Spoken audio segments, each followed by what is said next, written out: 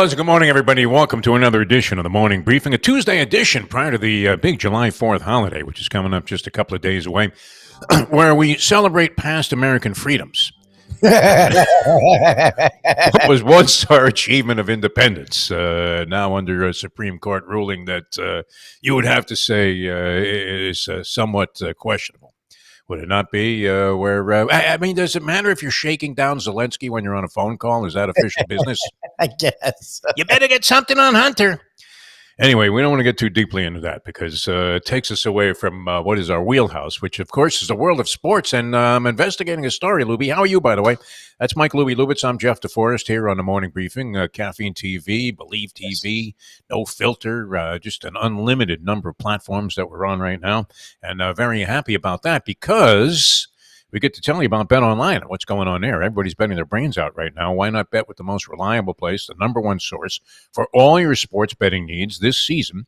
Baseball, golf, soccer, right on through the top fights in the UFC, MMA, and boxing. I love a little boxing parlay. I was very good at that.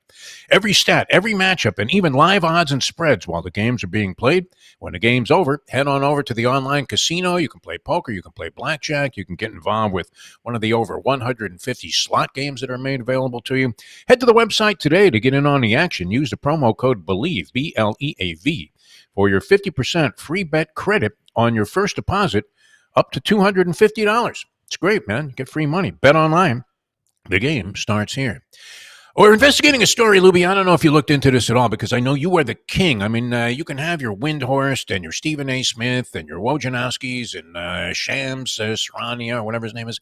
And you can have all of those guys. There is nobody that follows off-season rumors and transactions in the NBA more than Mike Lubie Lubitz.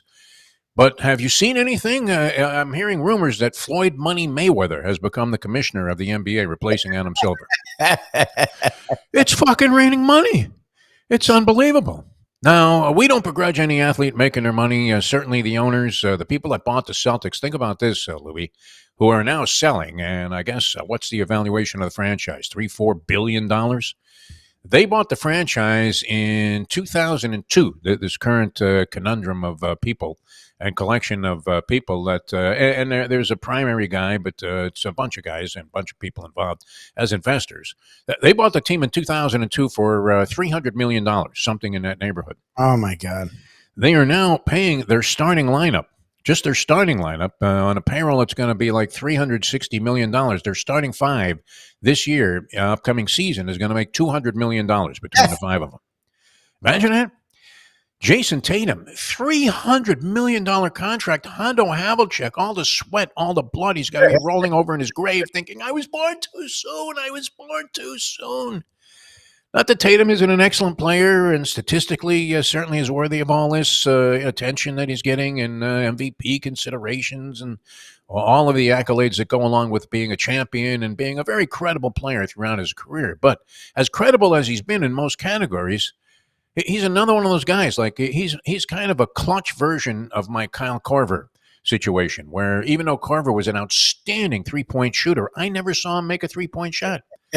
Every time he chucked it up there, in and out burger, my friend, off the backboard and to the side of the court. And Tatum in the clutch, how many times do you actually see him deliver, Louie? Jason Tatum. He takes that three-point shot with the game on the line. Brick! Yep. Does it a lot and disappears in key moments sometimes. $300 million for this guy. But you have to keep it in perspective, right? Your man, Hartenstein, and this leaves the Knicks. The Knicks made some moves they thought were pretty bold without really doing anything in the draft or so much in free agency, making trades and going ahead and signing Anunoby and keeping him from going elsewhere. But one of the keys to their season last year, and you didn't like this guy, Hartenstein. You thought he was just a big white stiff, a scrub. Some guy that was out there taking up space on the roster, maybe was going to be good for 6 points and 6 rebounds. He turned out to be a very valuable component of their run into the postseason, a strong regular season. And whatever they accomplished in the postseason, a lot of it was due to the fact that this guy was grabbing a lot of rebounds. But 3 years, $90 million for a guy that you didn't even know who the fuck he was until last year. Oklahoma City grabs him, and I think that compromises the Knicks. So far, the big benefactor of the offseason transactions has been the Philadelphia 76ers in the East, where the Knicks have been compromised a little bit. They lose a guy that I think was very valuable to them. And the 76ers pick up Paul George. And can you believe the money that Paul George got? $200 million will be for a guy that looks like he maybe has 2 seasons left at this level, if that. And he gets it stretched out over 4 years. Aren't all, I was reading that Hartenstein's third year is not fully guaranteed. I thought all contracts in the NBA were guaranteed. But There's what do you options. make of this mismatch of stuff that's going on? I look again, like we talked about yesterday. I'm all for guys getting paid. It doesn't mean that the money is not ludicrous. And again, I'm just confused at how the salary cap works because I know it's not a hard cap like the NFL. It works with a lot of exceptions. Yeah, exactly. That's how it works. I know it's not a hard cap like the NFL, but like the Knicks, those 4 guys alone are going to make like 120 to 130 million. Yeah. The cap just came out and it's like 150. So like if 4 guys are like, how does that work? I get it. Bird rights. Brown and Tatum are going to make $100+ million next year. Yeah, 2 guys. Yeah. Two guys. Like what I don't get is like I understand there's bird rights, but I always thought bird rights only went so far. Like you couldn't just sign everyone. Like there's mid-level exceptions, high-level exceptions, low-life exceptions, so all kinds of exceptions to the NBA salary cap. Nobody could understand it. That's why those jobs are so scarce. We have a good friend, Annie Ellisberg, who was an intern with the Miami Heat. Now he's their capologist. Why? I mean, I guess next to Rene Descartes, this guy might be the best mathematician that ever walked the face of the planet, but almost incomprehensible. I would rather try to explain to you Pythagorean theorem than the elements that go into the NBA salary cap. But a lot of people making a lot of money. Klay Thompson goes to Dallas.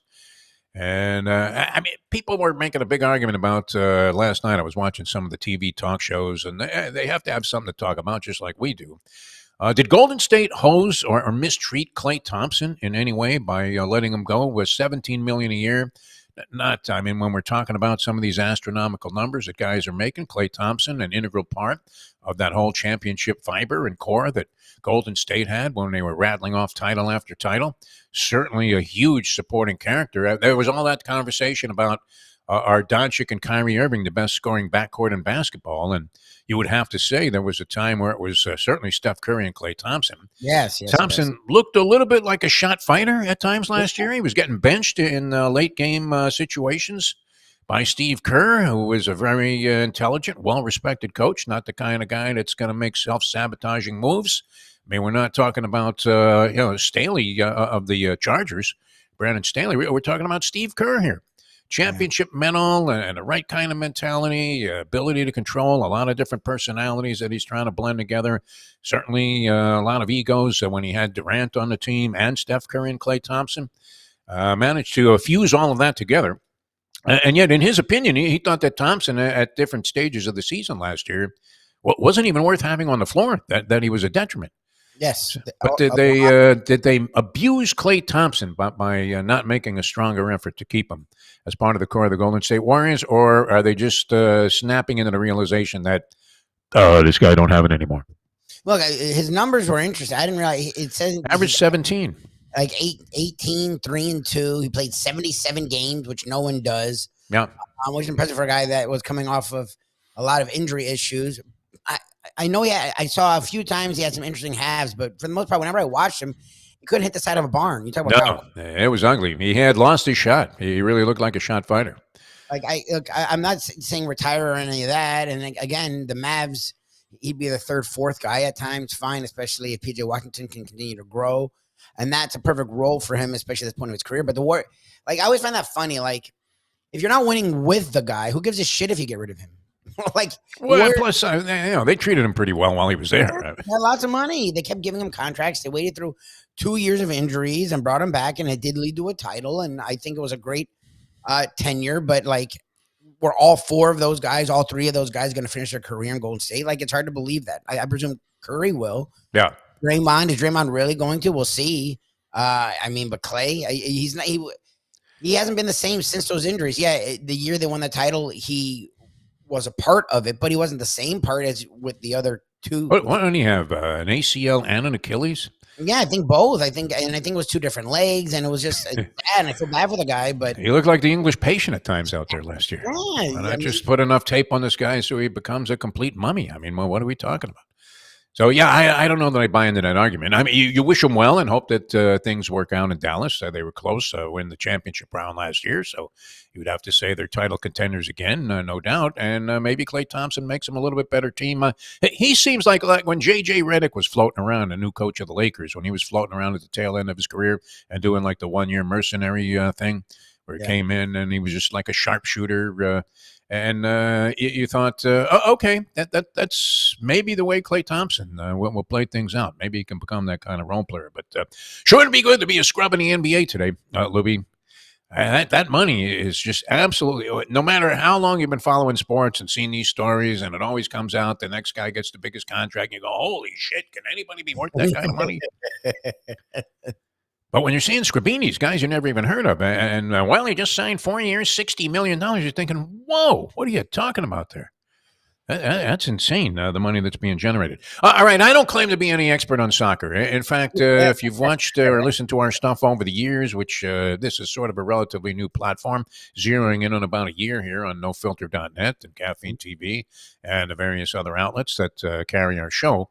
But if you've watched or listened to us over the years, you are more of a soccer guy than I am. I first was introduced to the whole idea that soccer was a coming sport in America. I remember the idea was cemented for me when I was a waiter at the Sea Wayne Country Club in Hewlett Harbor, New York. I was in between college sessions and in between jobs. And I took a waiter's job there, and it was a real high society type of stuff there. Very wealthy people were part of this country club. And there was a guy, he owned, I don't know if you would call it tenements. I mean, he owned one of the bigger complexes, apartment complexes in New York and Queens. Sam Lefrak owned a place called Lefrak City, Lefrak. I couldn't believe I was meeting Sam Lefrak. So I'm waiting on his table a few times. And you know how people, have you ever waited tables, Louie? Or had a job where people say, well, so what is it that you really want to do with your life? You certainly don't want to do this. yes. You lame blue collar putz. As they're eating their caviar and sipping expensive Chardonnays and rosés. And so they usually try to engage you in some kind of conversation. I remember telling Sam Lefrak, well, I'd like to be a sports announcer. And he looked at me in all sincerity and said, well, you know what you ought to do? I said, what? He said, learn soccer. And I thought, you got to be fucking kidding me, man. That sport's never going to make it here in the United States of America. And you know what? That was in 1972 or 3, Lubie. Exactly. Has it made it yet? Is it? How do we lose to like Moldavia, Bolivia, Uruguay? I mean, third world countries, countries where, you go to the grocery store behind a donkey in a cart. Now, maybe that's where, you would have to say that that's, the kind of root of the game itself, because we believe, I don't know if you believe this. Do you believe the game, like I do, was invented by a mutant society that had no arms or hands? What do you think, Lubie? That's not a popular opinion among soccer aficionados. We laid that on the 2 men in blazers, remember? Yes. And they kind of snickered at it, and then they tried to fire back with some humor of their own, which they're known for. And I'm thinking, these guys are making millions of dollars, and we have better material about soccer than they do? But why is it that we suck at this game? I mean, again, eliminated from the Copa America by some schmank country. And the talk now is Greg Berhalter. Yeah, Does he deserve? Did he get fired? He's going to. I mean, they lost to. It's not. It's funny. In the past, Uruguay has been decent. Luis Suarez was one of the best players in the world, and they've made some decent moves in the World Cup before. They're not the same now, but losing to Uruguay is not the end of the world. It's the fact that they couldn't put a goal up, and then Panama. Panama is Panama. Like I didn't know it was a full Panama. Was Roberto Duran playing? What the fuck? It's tiny. I mean, Panama to lose to Panama like that. Like that was sort of the thing. And then in the game last night, he's like giving them the score of the other, like the things you don't do as a coach. Like you're not worried about what other teams are doing. Get a fucking goal. It doesn't matter what everyone else does. If you can't score a goal, it doesn't matter what Bolivia Stupid game are doing. I mean, think about it. Stupid fucking game. It really is. I was introduced to it even prior to the whole Lefrak thing when he was suggesting it was a coming sport. That was over 50 years ago. But when I first played soccer, which I didn't play much, I played as little as I possibly could because I thought the game was idiotic. Much rather be playing basketball or baseball or some conventional football American sport. And it was introduced to us as punishment. The gym coach would say, hey, who graffitied the ladies' room here? If somebody doesn't come forward and rat everybody out like Sammy the Bull Gravano, then you guys are going to be playing soccer for the next 6 weeks in gym class. No, listen, it was Johnny. Everybody, they were lined up at the coach's office to try and give this guy up. Before you even had a chance to, put your ass in the chair, and the feds were saying, "Would you like a seat, Mister DeForest?" You were already saying it was him. It was him. Just to get out of playing soccer. That's the way we were. So, I just thought it was a lot of meaningless running that amounted to nothing more than a whole pile of shit. And then the fact that the goal is the size of the Grand Canyon and nobody can score. Give me a break. How do you get shut out in a soccer game? Why did you see that? Portugal was in a dogfight against Slovenia.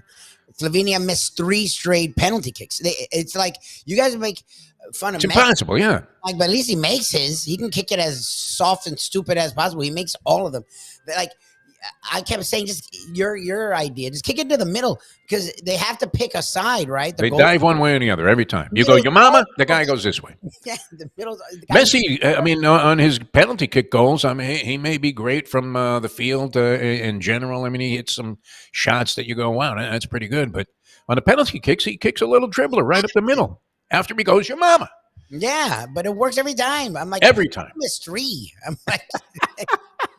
Because it's Slovenia. The U.S. With Berhalter would have lost to them. So yes. I'm on the bandwagon. Fire the fucking coach.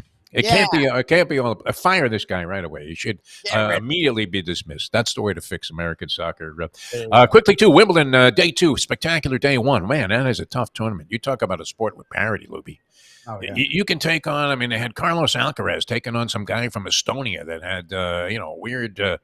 Configuration of hair. He had like a white guy with dreadlocks that are straight up in the air. Up, okay. Oh my God! And the shaved sides, and the kid could play, and he was ranked like 170 in the world, or maybe even lower. And you're asking yourself, my God, how good do you have to be to prevail in this sport in tournament after tournament? But on the women's side, Osaka got her first win at Wimbledon in 6 years. Still, doesn't seem to really totally have it back.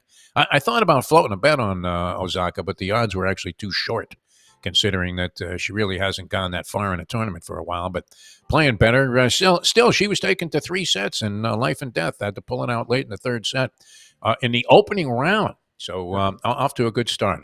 Very competitive and good action right away, right out of the chute there at Wimbledon. And it is kind of cool to have some formalities. No, Louis? I understand individualism and all that, but, the whole tradition there, it might be a little bit stuffy, but at the same time, when you see the grounds, and it just has kind of a regal appeal that is, maybe part of the whole elitist tennis world, but nonetheless, it does really have kind of a pleasant.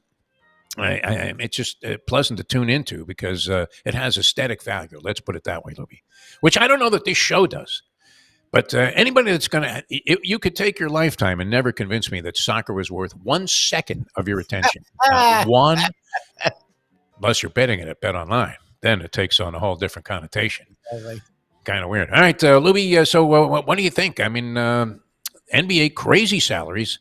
Berhalter has to get fired. And... Gonzo City. Who are there any coaches though? Do we have any coaches that are any good? Our friend Jim Sarney was asking me, is Danny Hurley available? I hate be under consideration. No, Danny Hurley. I don't know soccer coaches. Like, are you kidding me? Who the fuck do you bring in? I don't know. No idea. We got to get out of here. Thanks so much for tuning in. That's today's edition. Money Mayweather, Commissioner of the NBA. Check that out, Woj. They're making it rain with apologies to James Harden and John Morant. They are making it rain in the National Basketball Association. For Mike Louie Lubitz, I'm Jeff DeForest. That's today's edition of the Morning Briefing, and we will see you next time right here on NoFilter.net.